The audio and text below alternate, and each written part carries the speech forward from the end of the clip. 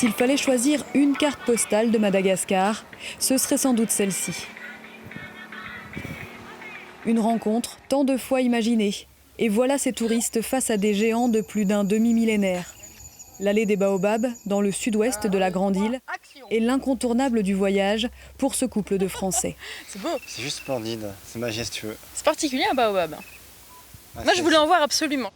C'est la place le plus visitée. Mais toutes les baobabs doivent avoir de la sacralité, quoi.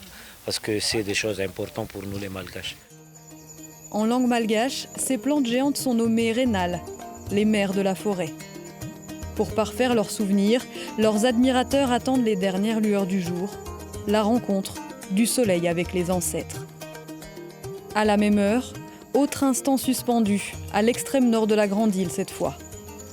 Le spécialiste des baobabs arrive juste à temps, au sommet de la montagne des Français. On est sur un point de vue intéressant, c'est extraordinaire. On va faire une photo. Avec une vue imprenable sur la deuxième plus grande baie du monde, celle de Diego Suarez.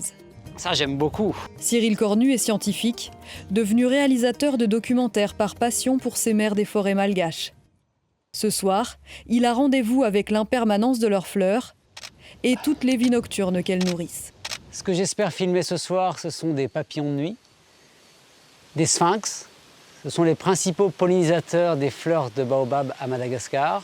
Et peut-être, si j'ai de la chance, des chauves-souris. Et cette nuit, la chance est au rendez-vous.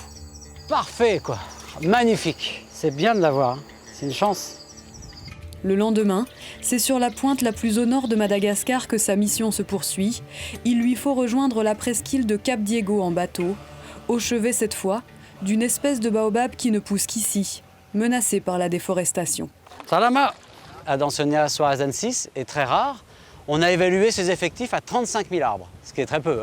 À Madagascar, toutes les espèces sont intrinsèquement forestières. De les voir comme ça hors forêt, mourir petit à petit, c'est un peu triste. Ils sont orphelins en quelque sorte de leur forêt. Les plus vieux baobabs de cette espèce rare pourraient disparaître dans les 30 ans. Tiens, je te laisse faire le tour. Tu restes à hauteur de poitrine à peu près. Donc 9,60 m. Pour cette espèce, c'est l'un des plus gros, en fait. Donc c'est intéressant de savoir qu'il est ici, dans quel contexte il vit.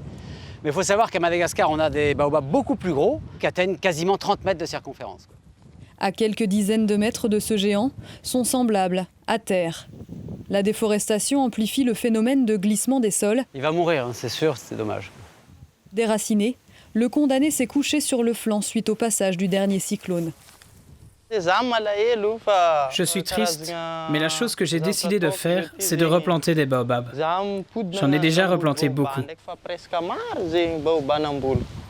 L'association Cap Diego Reboisement a déjà fait germer de nombreuses graines. Sur ce site de 25 hectares, une tentative de sauvetage, un espoir. Il faudra à ces jeunes pousses des siècles et des siècles pour égaler leurs aînés.